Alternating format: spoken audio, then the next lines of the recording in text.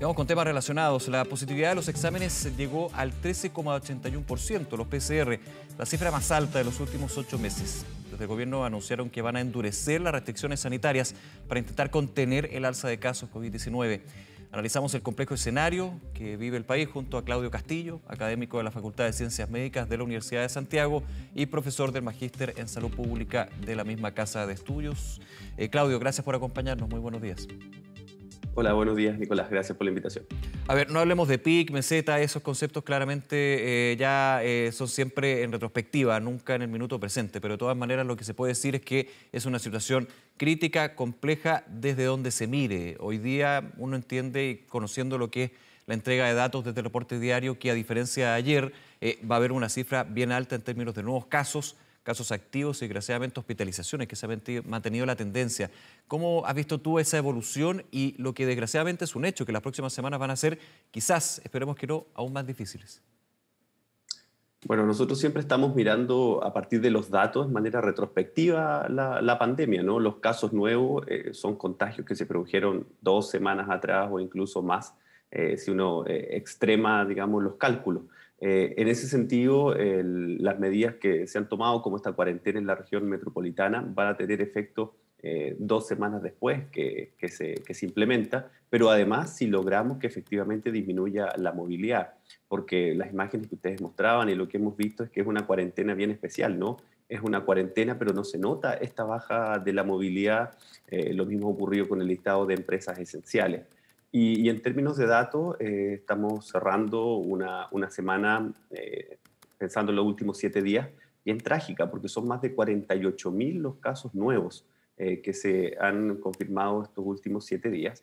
Y si uno hace la extrapolación respecto de cuál es la presión que van a generar en la red asistencial, estudios de la Universidad de Chile plantearon que el 9,4% de las personas contagiadas en el país requerirían algún tipo de hospitalización. Eso son más de 4.000 personas. Ujú. Pero si además llevamos el dato a lo que pasó en España respecto de cuántas personas de las contagiadas requirieron ingreso en camas UCI, que fue el 0,5%, eso significa que son más de 240. Y la disponibilidad de camas ayer en el país, total país, eran alrededor de 139. Probablemente hoy día nos van a informar respecto del cumplimiento del aumento de camas que requirió el Ministerio de Salud, Sí. que con este último decreto que estableció, digamos, un aumento de cama y probablemente se va a llegar a las 3.800. Pero es importante, Nicolás, señalar que la pelea contra el virus no puede estar en las UCI. Esa es la última fase, es cuando ya perdimos la batalla en términos de la prevención. Claro. Por eso es tan relevante que las medidas preventivas sean las que se fiscalicen y se cumplan. A ver, y en medidas de prevención justamente quiero apuntar lo que podrían ser, más bien allá se adelantó por parte del ministro de Salud, Enrique París, los anuncios para esta jornada. El prohibir viajes en los próximos 30 días al extranjero, también la situación de endurecer las medidas desde reducir los permisos. ¿Qué te parece lo que podría anunciarse en las próximas horas desde el Palacio de la Moneda? Bueno, respecto del flujo de viajeros, es algo que los países asiáticos lo tomaron hace como 10 meses aproximadamente, la decisión de que cada persona que ingresaba al país, ellos no tienen las fronteras cerradas, sino que los residentes, los nacionales que llegan al país tienen que hacer una cuarentena estricta en un hotel de tránsito, que es Claro. la medida que se está replicando acá en el país, pero los países asiáticos, incluso China, lo implementó hace más de 10 meses.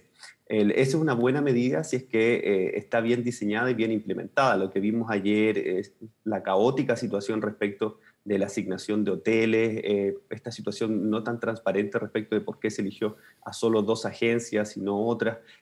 Son parte del problema también. Se nota una cierta improvisación, una buena medida, una buena idea, nota cierta improvisación. Eso sobre todo porque anoche conocimos el último reporte de las variantes en el país, las Ujú. variantes de preocupación y de interés, y ya se comprueba que efectivamente tanto para la variante identificada en Gran Bretaña como para la identificada en Manaus, Brasil, tenemos transmisión comunitaria, es decir, ya hay casos en la comunidad. Y esto a partir de la vigilancia centinela que se hace, porque nosotros no tenemos una secuenciación genómica importante. Eso sería muy bueno, digamos, una medida de endurecimiento respecto de los viajeros y un cumplimiento estricto de todas las medidas. Eso sobre todo para saber a lo que nos enfrentamos en Claro. términos de nuevas variantes. Y en movilidad es importante ahí también transmitir correctamente el riesgo, porque hace una semana cuando se definió que el fin de semana pasado no habían permiso, luego se dijo, no, pero es solo por este fin de semana, para Semana Santa va a haber permiso. El ministro dice ayer, no, parece que hay que endurecer los permisos, pero hay un permiso especial religioso para este fin de semana. Entonces, esos mensajes son bastante contradictorios y lo primero que deberíamos pedirle a la autoridad entonces es que se ponga de acuerdo y el mensaje y las medidas vayan en una línea. La población necesita tener cierta certeza. Claro, los mensajes, hay un tema de responsabilidad del autocuidado y de finalmente cumplir la norma, que desgraciadamente se está dando poco.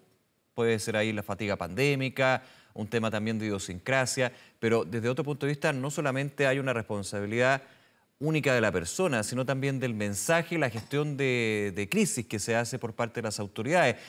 No sé cómo has visto tú eso desde la discusión más bien pública, porque aquí dime diretes de un sector para otro, se le echa la culpa a la gente dice, bueno, pero si a mí no me están explicando bien, en un minuto había permiso el fin de semana, después no, puede que este sí, lo iban a avisar ayer, ahora se avisará el jueves, yo tengo que ir a comprar hoy día, mañana, eso también es complicado, ¿no?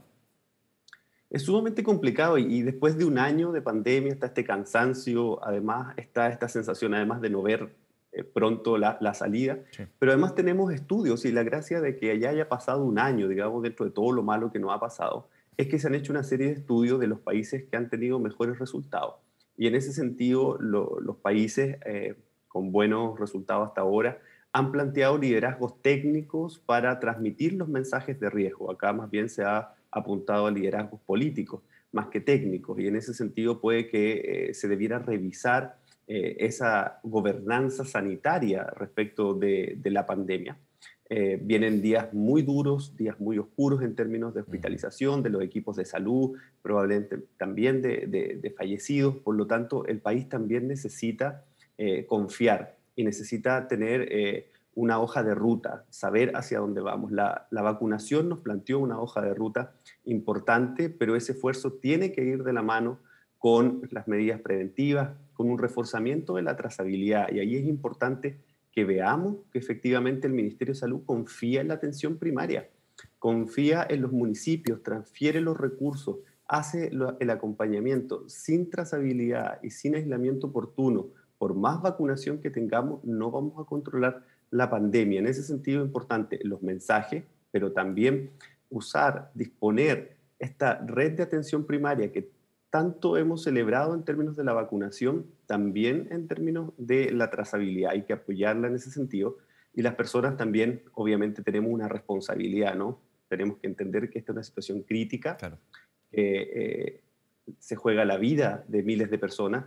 No es una enfermedad que solo afecta a las personas mayores, también afecta a las personas jóvenes y sobre todo a personas que tienen comorbilidades. Por lo tanto, ahí hay que poner un énfasis del autocuidado. Cuando se habla de movilidad, obviamente también se habla de aquellos que tienen que salir a trabajar. Y uno de los anuncios que se estaría dando en las próximas horas, de hecho, desde el Ministerio de Salud, es endurecer lo que es considerado como actividad esencial. Ahí falta el detalle, es decir, se van a acotar los sectores, se va a acotar el número de personas que puede estar en un lugar, vamos a verlo más adelante. Pero ¿cómo crees tú que debería ir ese punto? Y te lo pregunto porque actividad esencial durante el año pasado fue un tema que, por lo menos desde lo concreto, no se logró definir de buena manera porque hay distintas visiones y eso finalmente a qué apunta, a que haya una menor movilidad que logre efectivamente hacer una cuarentena en concreto. Exacto, porque no podemos poner sobre los trabajadores y trabajadoras el peso de su propio autocuidado. Es un grupo que en general no puede decidir por sí mismo. Cuando se plantea la idea de que lleguen a acuerdos con sus empleadores, eso es muy difícil de lograr por la simetría de poder que hay. Entonces, cuando tenemos un listado de 3 páginas, excesivo, creo yo, extenso de servicios esenciales para la pandemia que estamos viviendo, eso no digo que no sean esenciales en la vida Sí, de claro. una situación normal, pero en este minuto hay que revisarlo, sobre todo porque conversando con los equipos municipales que hacen trazabilidad, en muchos casos las personas tienen mucho temor de informar, por ejemplo, si se contagiaron en su trabajo. Ellos tienen mucho temor de identificar como contacto estrecho a sus compañeros de trabajo porque temen perder el trabajo, quedar mal ante su jefatura. Entonces tenemos un problema estructural que no permite que tengamos una identificación de todos los contactos y que se puedan hacer los aislamientos oportunos y tempranos. Por eso es importante que esta regla general, ¿no? Uno habla del autocuidado, pero hay personas que no pueden tomar decisiones por sí solas porque no tienen esa posibilidad en términos del poder de la relación que da ser el dueño o ser el jefe y ser el empleado. Y en ese sentido, la autoridad es la que tiene que darle ese respaldo, darle la certeza de que vamos a tener, no sé, 2 semanas, 3 semanas, un mes de una cuarentena estricta, de un confinamiento estricto, donde solo lo estrictamente esencial va a funcionar, vamos a disminuir al mínimo la movilidad y con eso vamos a poder avanzar y tener unos próximos meses mucho más estables. Esta es una pregunta que, Claudio, yo he hecho varios días, y quiero también hacértela a ti, desde el análisis de todo lo que estamos conversando, distintos factores que confluyen en esta crisis sanitaria.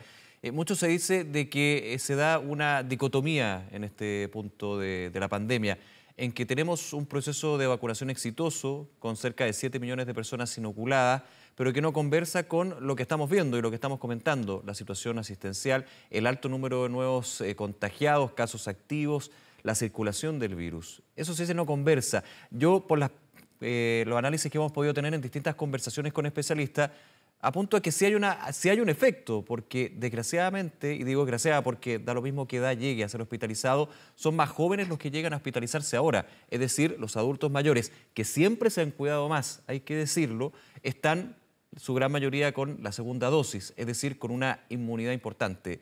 ¿Cómo crees tú que tiene que darse ese escenario? Más allá de la discusión política, de medios internacionales, cuando tenemos dos puntos de vista con respecto al presente que estamos viviendo. Bueno, lo primero es decir que el análisis internacional, el análisis general, incluso nacional, es que ha sido un proceso de vacunación exitoso, que hay que felicitar a los equipos de salud, el diseño del Programa Nacional de Inmunizaciones que ha liderado la doctora González con tanta experiencia. Además, es muy exitoso y en ese sentido hay que felicitarlo.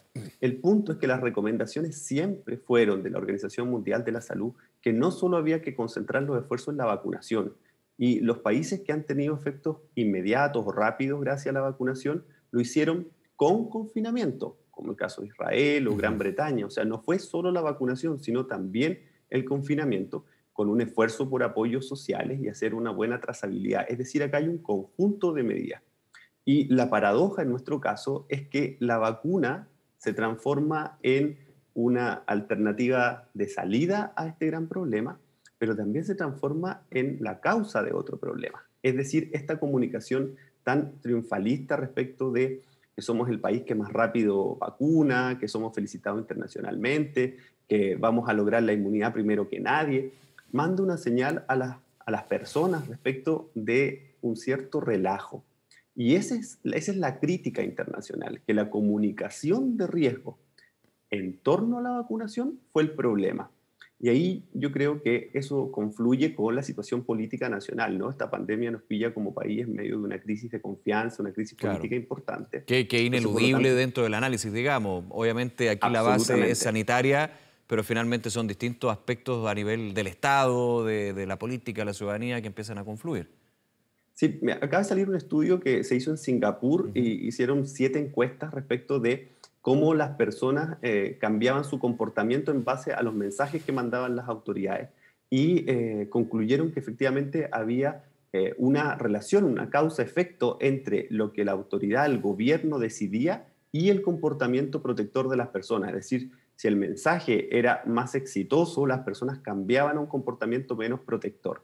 De ahí que es tan importante, creo yo, un liderazgo comunicacional amigable, amable con el contexto en el que nos encontramos, ser duro con muchas medidas, pero también hay que tener algunas excepciones, Nicolás, sobre todo con las niñas y con los niños en primera infancia, por ejemplo.